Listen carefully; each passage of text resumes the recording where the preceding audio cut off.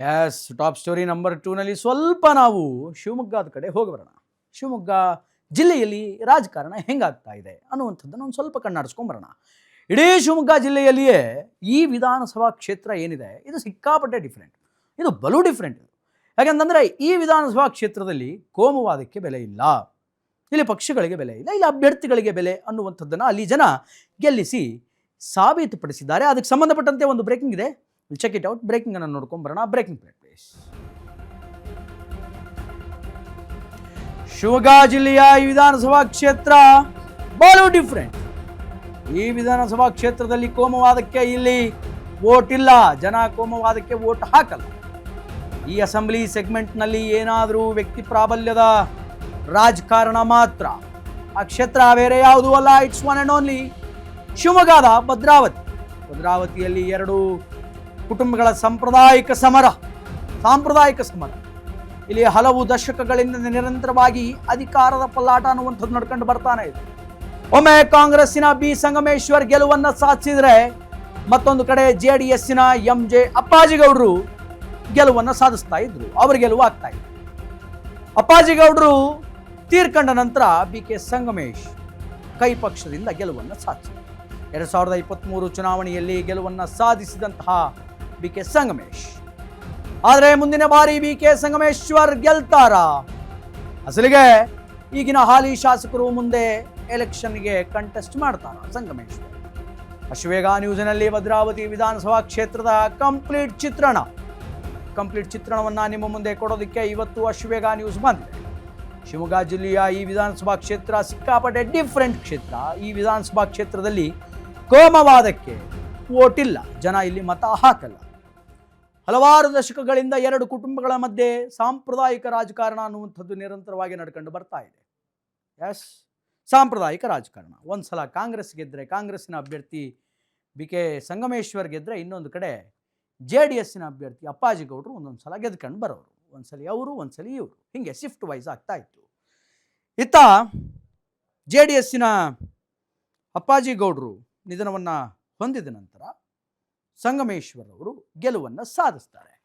ಆದರೆ ಮುಂಬರುವಂತಹ ಚುನಾವಣೆಯಲ್ಲಿ ಸಂಗಮೇಶ್ವರ್ ಅವರು ಎಲೆಕ್ಷನನ್ನು ಫೇಸ್ ಮಾಡ್ತಾರಾ, ಕಂಟೆಸ್ಟ್ ಮಾಡ್ತಾರಾ, ಎಲೆಕ್ಷನ್ಗೆ ನಿಲ್ತಾರೋ ಇಲ್ವೋ ಅನ್ನುವಂತಹ ಪ್ರಶ್ನೆಗಳು ಕಾಡ್ತಾ ಇದೆ. ಹಾಗಾದರೆ ಅವರು ನಿಲ್ತಾ ಇಲ್ಲ ಅಂತಂದರೆ ಮತ್ತೆ ಯಾರು ನಿಲ್ತಾರೆ?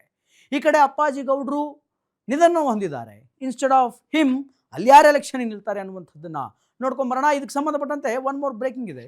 S, breaking place. ಅಪ್ಪಾಜಿಗೌಡ ನಿಧನದ ನಂತರ ಭದ್ರಾವತಿ ಕಾಂಗ್ರೆಸ್ಗೆ ಸಿಕ್ಕಾಪಟ್ಟೆ ಬಲ ಬಂದಂತಾಗಿದೆ. ಆದರೂ 2023ರಲ್ಲಿ ಸಂಗಮೇಶ್ವರ್ ವಿರುದ್ಧ JDS ಗೆಡ್ಡ.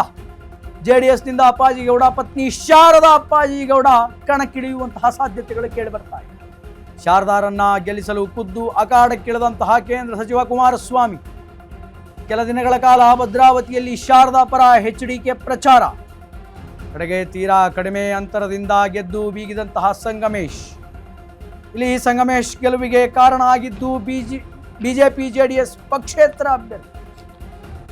ಎಸ್, ಅಪ್ಪಾಜಿಗೌಡ ನಿಧನ ನಂತರ ಕಾಂಗ್ರೆಸ್ ಅಲ್ಲಿ ಬಲವನ್ನು ಜಾಸ್ತಿ ಮಾಡ್ತಾರೆ. 2023ರಲ್ಲಿ ಸಂಗಮೇಶ್ವರ್ ವಿರುದ್ಧ JDS ಗೆಡ್ಡವನ್ನು ರೆಡಿ ಮಾಡಿ. JDSನಿಂದ ಅಪ್ಪಾಜಿಗೌಡ ಪತ್ನಿ ಶಾರದಾ ಅವರು ಎಲೆಕ್ಷನ್ನ ಫೇಸ್ ಮಾಡಿದರು, ಕಣಕ್ಕೆ ಇಳಿದಿದ್ರು. ಶಾರದಾ ಅಪ್ಪಾಜಿಗೌಡರ ಪರ ಸಿಕ್ಕಾಪಟ್ಟೆ ಇಂಟ್ರೆಸ್ಟನ್ನು ತೋರಿಸಿ ಮಾಜಿ ಮುಖ್ಯಮಂತ್ರಿಗಳಾಗಿರುವಂತಹ JDSನ ವರಿಷ್ಠರಾಗಿರುವಂತಹ ಕುಮಾರಸ್ವಾಮಿಯವರು ಸಿಕ್ಕಾಪಟ್ಟೆ ಒಂದು ಪ್ರಚಾರವನ್ನು ಮಾಡಿದರು. ಆದರೂ ಕೂಡ ಬಹಳ ಕಡಿಮೆ ಅಂತರದಿಂದ ಸೋಲನ್ನು ಅನುಭವಿಸಿದರು ಶಾರದಾ. ಖುದ್ದು ಅವರೇ ಅಖಾಡಕ್ಕೆ ಇಳಿದಿದ್ದರು. ತೀರಾ ಕಡಿಮೆ ಅಂತರದಲ್ಲಿ ಸಂಗಮೇಶ್ವರ್ ಅವರು ಗೆಲುವನ್ನು ಸಾಧಿಸಿದರು. ಭಾರತೀಯ ಜನತಾ ಪಾರ್ಟಿ ಮತ್ತು JDSನ ಪಕ್ಷದ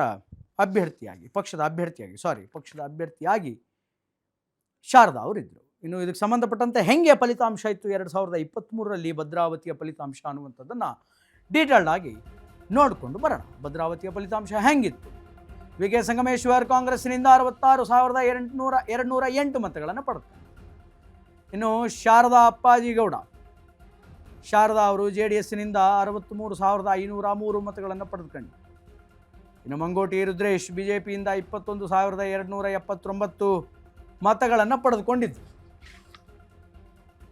ಎಸ್, ಇದು ಕಳೆದ ಬಾರಿ ಅಂದರೆ 2023ರ ವಿಧಾನಸಭಾ ಚುನಾವಣೆಯಲ್ಲಿ ಭದ್ರಾವತಿಯಲ್ಲಿ ಅಲ್ಲಿನ ನಾಯಕರು ಪಡೆದುಕೊಂಡಂತಹ ಮತಗಳು. Once again I will repeat, BK Sangamesh Congress ಪಕ್ಷದಿಂದ 66,208 ಮತಗಳನ್ನು ಪಡೆದುಕೊಂಡಿದ್ದರು. ಇನ್ನು ಶಾರದಾ ಅಪ್ಪಾಜಿಯವರು 63,503 ಮತಗಳನ್ನು ಪಡೆದುಕೊಂಡಿದ್ದರು. ಇನ್ನು ಮಂಗೋಟಿ ರುದ್ರೇಶ್ BJPಯಿಂದ 21,279 ಮತಗಳನ್ನು ಪಡೆದುಕೊಂಡಿದ್ದರು.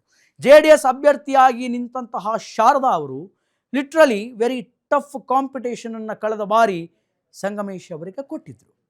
ಅಪ್ಪಾಜಿಗೌಡರು ಎಷ್ಟು ಹಾರ್ಡ್ ಕಾಂಪಿಟೇಷನ್ನ ಕೊಡ್ತಾ ಇದ್ರು, ಅಷ್ಟೇ ಹಾರ್ಡ್ ಕಾಂಪಿಟೇಷನನ್ನು ಭದ್ರಾವತಿಯಲ್ಲಿ ಅವರ ಶ್ರೀಮತಿಯಾಗಿರುವಂತಹ ಶಾರದಾ ಅಪ್ಪಾಜಿಗೌಡರು ಕೊಟ್ಟಿದ್ದರು. ಬಹಳ ಕಡಿಮೆ ಅಂತರದಲ್ಲಿ ಗೆದ್ದಿದ್ದಾರೆ ಸಂಗಮೇಶ್ವರರು, ಗೆದ್ದು ಶಾಸಕರಾಗಿದ್ದಾರೆ.